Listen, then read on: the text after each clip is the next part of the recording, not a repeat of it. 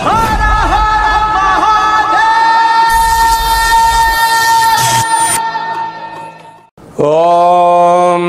నమః శివాయ. ఓం నమో నారాయణాయ. కర్మ నివారణ నరదృష్టి నివారణ కాళభైరవాయ నమో నమః.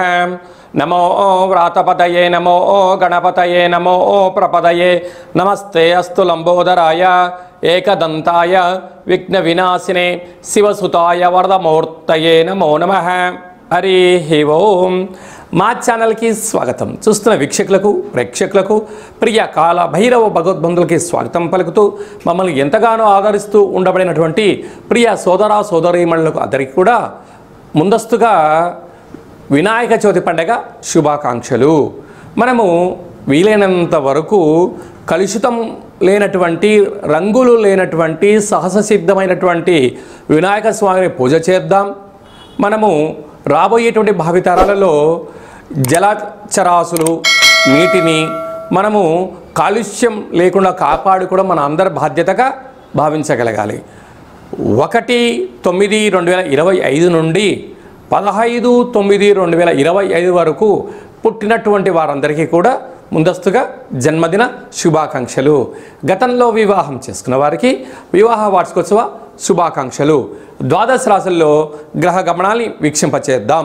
మిథున రాశిలో దేవగురు బృహస్పతి సంచార స్థితి, కర్కాటక రాశిలో శుక్ర సంచార స్థితి, సింహరాశిలో రవి మరియు బుధ సంచార స్థితి మరియు కేతు సంచార స్థితి, త్రిగ్రహ సంచార స్థితి, రవి భగవానుడు స్వక్షేత్ర సంచార స్థితి, కన్యరాశిలో కుజ భగవానుడు సంచార స్థితి, కుంభరాశిలో రాహు భగవానుడు, మీనరాశిలో శని భగవానుడు సంచార స్థితితో ద్వాదశ రాశుల్లో గ్రహ గమనాలు ఈ విధంగా ఉన్నాయి.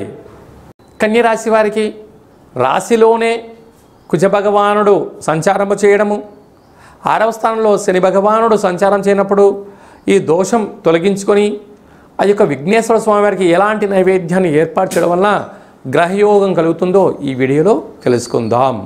అలాగా విశేషంగా కన్యరాశిలో ఏ నక్షత్రాలు వస్తాయనగా ఉత్తరా నక్షత్రంలోని 2, 3, 4 పాదాలు, హస్తా నక్షత్రంలోని 4 పాదాలు, చిత్తా నక్షత్రంలో 1, 2 పాదాలు కలిపితే కన్యరాశి. రాశాధిపతి బుధ భగవానుడు. రాశిలోనే కుజుడు సంచారం చేయడం వలన చిన్న చిన్న విషయాలకు కోపం, ఆవేశం, ఆక్రోశం చాలా ఎక్కువ ఉంటుంది. మీరు ఏమనుకుంటూ ఉంటారంటే కష్టపడి నేను పనిచేస్తున్నాను, నా సేవల్ని ఎవరు గుర్తించట్లేదు అనుకుంటూ ఉంటారు. ఎవరు గుర్తించినా గుర్తించకపోయినా పంచభూతాలు భగవంతుడు మిమ్మల్ని గమనిస్తున్నాడు అని చెప్పే విషయాన్ని బాగా గుర్తుపెట్టుకోగలగాలి. అలాగనే సంతాన స్థానంలో విశేషమైనటువంటి యోగదాయకం. అలాగనే 6వ స్థానంలో రాహు సంచార స్థితి, శత్రువులు బాగా అధికం, సప్తమంలో శని సంచార స్థితి, ప్రేమికులు చాలా జాగ్రత్తగా ఉండి తీరాలి. రాజ్యస్థానంలో బృహస్పతి సంచార స్థితి, ఏకాదశ స్థానంలో శుక్ర భగవానుడు సంచార స్థితి, వ్యయంలో త్రిగ్రహ కూటమి. ఇలాంటి కాల సమయంలో అనారోగ్యము, అనవసరమైన ప్రయాణాలు, ఖర్చులు, ప్రభుత్వ అధికారులతో ఇబ్బందులు, కోర్టు నోటీసులు, పోలీస్ స్టేషన్ నుంచి మీకు వచ్చేటువంటి అనేక రకాల ఇబ్బందులు పొంచి ఉన్నాయి. ఇలాంటి కాల సమయంలో పెసరపప్పుతో కూడుకున్నటువంటి ప్రసాదాన్ని భగవంతుడికి నైవేద్యంగా ఏర్పాటు చేయడము, పెసరపప్పుతో కూడుకున్న పెసరట్లను భగవంతుడికి నైవేద్యంగా ఏర్పాటు చేసి భక్తులకు ప్రసాదం పంచడం వలన స్థిరమైన బుద్ధి, స్థిరమైన ఆలోచన, ఐశ్వర్యం, ఆనందం కలుగుతుంది. లేకపోతే అనేక రకాలమైన సమస్యలు పొంచి ఉన్నాయి. తస్మాత్ జాగ్రత్త.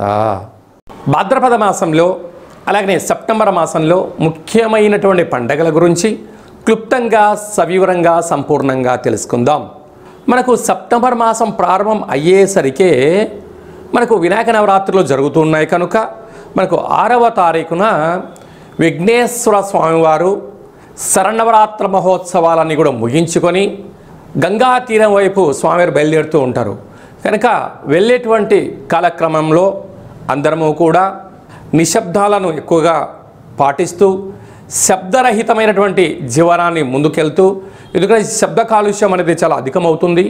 వాటితో పాటి కోలాహలాలు, సంపూర్ణమైనటువంటి శాంతి భద్రతలకు అనుకూలంగా ఉంటూ స్వామివారిని ఏ ఆనందంగా అయితే మనము కూర్చోబెట్టామో ఆ గంగా తీరం దగ్గరికి వెళ్ళి పంపించి మళ్ళీ మనమందరం క్షేమంగా ఇంటికి చేరాలని చెప్పి కూడా మనసారా అందరం కోరుకుందాం. క్రమశిక్షణ అనేటువంటిది మన భారతదేశ సనాతన సాంప్రదాయము. ఒకానొక కాల సందర్భంలో బాలగంగాధర్ తిలక్ గారు మనము భారతీయులము ఒకే చోట కూర్చొని మనల్ని అందరినీ కలుపుకొని భారతదేశ స్వతంత్రం రావడానికి ఎలా మనకు స్వామివారు ఎలా ఆశీర్వదించారో రాబోయే కాలంలో కూడా ఎవరి జీవితాలలో కూడా అష్ట కష్టాలు లేకుండా అష్ట ఐశ్వర్యాలను ప్రసాదించాలని ప్రతి ఇంట, ప్రతి గ్రామాలలో, ప్రతి వాడలలో, ప్రతి దేశంలో మనం చేసేటువంటి విఘ్నేశ్వర స్వామి వారి యొక్క గంగా తీర ప్రయాణ శుభాకాంక్షలు. అందరూ క్షేమంగా ఉండాలి, అందులో మనమందరం ఉండాలని కూడా కోరుకుందాం. 7వ తారీఖున భాద్రపద మాస శుక్లపక్ష పూర్ణిమ, అందులో ఆదివారము. ఈ సంవత్సరం అధిపతి రవి భగవానుడు, ఆదివారము. అదే కాకుండా కూడా ఈ సంవత్సరంలో మొట్టమొదటిసారిగా వస్తూ ఉండబడినటువంటి చంద్రగ్రహణము, రాహుగ్రస్త చంద్రగ్రహణం జరుగుతుంది కనుక వీలైనంత వరకు 7వ తారీఖు సాయంత్రం 4:30-5 గంటలకే ఆహారాన్ని సంపూర్ణంగా భోజనం చేసి వీలైతే ఉపవాసం చేయడము ఉత్తమోత్తంగా భావించగలగాలి. అలాగా 9:55 గ్రహణ ప్రారంభ కాలము, 2 గంటలకు మధ్యకాలము, 3:55 మోక్షకాలం ఉంది కనుక గ్రహణము పట్టు స్నానము, విడుపు స్నానము వీలైతే చేయండి. వీలైనంత వరకు ఆధ్యాత్మికంగా ఉండే ప్రయత్నం చేయండి. వీలైనంత వరకు దైవనామస్మరణ, ఆధ్యాత్మిక చింతన చేయడం వలన చంద్రగ్రహణ దోషాలు తొలగిపోతాయి. ప్రధానంగా ఎవరికి దోషం అన్నట్లయితే రాశిలోనే గ్రహణం జరుగుతుంది కనుక కుంభరాశి వారికి ఆరోగ్యాలు, ప్రయాణాలు, ఆటంకాలు, ఇబ్బంది ఉంటాయని చెప్పి గమనించాలి. 2వ రాశి అయినటువంటిది మీనరాశి వారికి వ్యయంలో గ్రహణం జరుగుతుంది కనుక అనవసరమైన ఖర్చులు, వాహన ప్రమాదాలు పొంచి ఉన్నాయి, తస్మాత్ జాగ్రత్త. అలాగనే అష్టమ స్థానంలో కర్కాటక రాశి వారికి అష్టమ స్థానంలో గ్రహణం జరుగుతుంది కనుక వీలైనంత వరకు దూర వాయువు జల ప్రయాణాలు పెట్టుకోకపోవడము, మౌనము, ధ్యానము, ఏకాగ్రతగా ఉండడము, వీలైనంత వరకు నోరు ఉంది కదా అని చెప్పి దుష్ప్రవర్తన చేయకపోవడం ఉత్తమోత్తంగా భావించగలగాలి. అలాగనే అర్ధాష్టమ సంచార స్థితిలో వృశ్చిక రాశి వారు ఉన్నారు.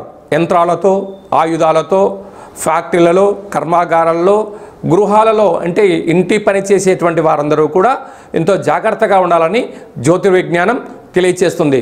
గ్రహణకాల సమయంలో వీలైనంత వరకు ఉప ఆవాసము, మంత్ర సాధన, గ్రహణాన్ని చూడకపోవడమే ఉత్తమోత్తంగా భావించగలగాలి. ఇలాంటి కాల సమయంలో విదేశాలలో ఉండబడిన వారు కానీ మనకు దగ్గరగా ఉండబడిన ప్రాంతాలు ఈ దోషం తొలగించుకోవడం కోసము వీలైతే జపతర్పణాలు చేయండి. దోష గ్రహణకాల తదనంతరము దగ్గరగా ఉండబడిన దేవాలయానికి వెళ్ళి ఆ యొక్క పూజారులను చెప్పినట్టు విధంగా ఆ రాగి చెంబు నిండా పాలు, అలాగా మరొక కేజీన్నర మినుములను దానం చేయడము, జపము, తర్పణము, హోమం చేయించుకోవడము ఉత్తమోత్తంగా భావించగలగాలి. ఇదల్లా కుదరలేనటువంటి వారు ఈ కింది నెంబర్ సంప్రదించగలిగినట్లయితే మీ యొక్క గోత్రనామంతో పూజ చేయించి ఆ యొక్క జప ఫలములను మీకు అందజేయడం జరుగుతుందని చెప్పి కూడా గమనించగలగాలి. అదే కాకుండా ఈ సంపూర్ణమైనటువంటి దోషాలు ఎవరిపైన ఉండకుండా ఉండాలని కోరుకుంటూ అందరికీ ఐశ్వర్యాన్ని ప్రసాదించాలని కూడా ఆ యొక్క రాహు భగవాను, చంద్ర భగవాను కోరుకుందాం.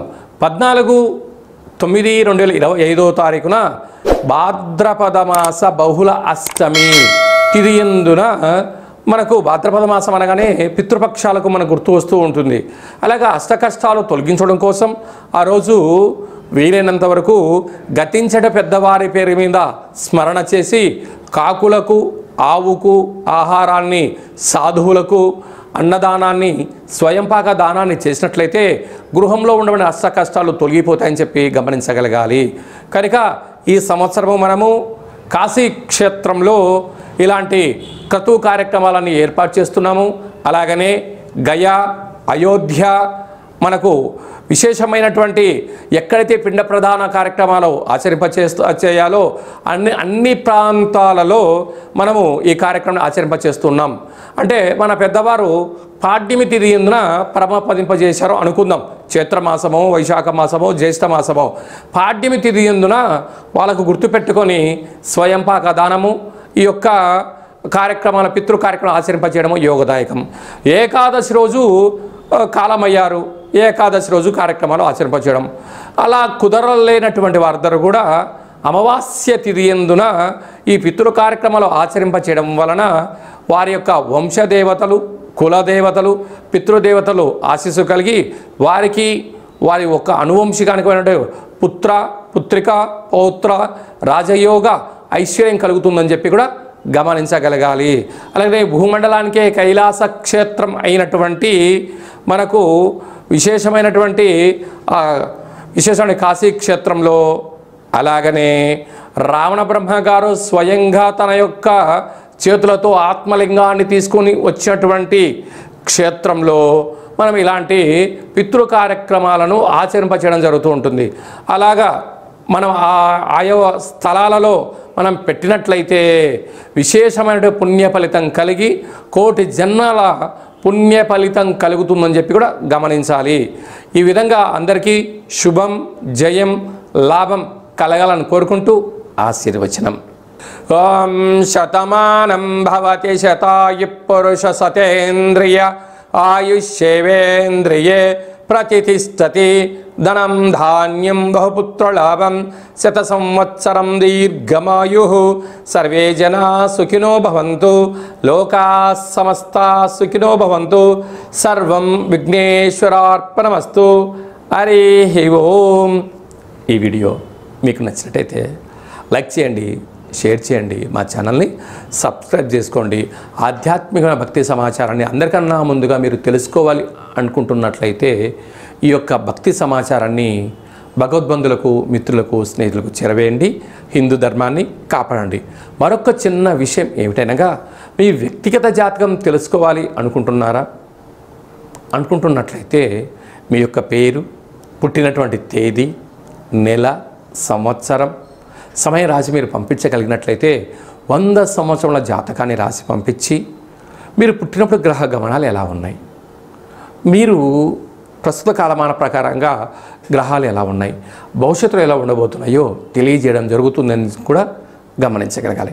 చాలామందికి డేటా బర్త్లు లేనటువంటి వారికి పేరు యొక్క మొదటి అక్షరాన్ని అనుసరిస్తూ రాశిని తెలియచేస్తూ రమణ శాస్త్రం ద్వారా అనగా గవళ ద్వారా భూత, భవిష్యత్, వర్తమానాన్ని తెలియజేయడం జరుగుతుంది. కనుక ఈ కింది నెంబర్ని సంప్రదించి అపాయింట్మెంట్ తీసుకొని సంప్రదించగలరు.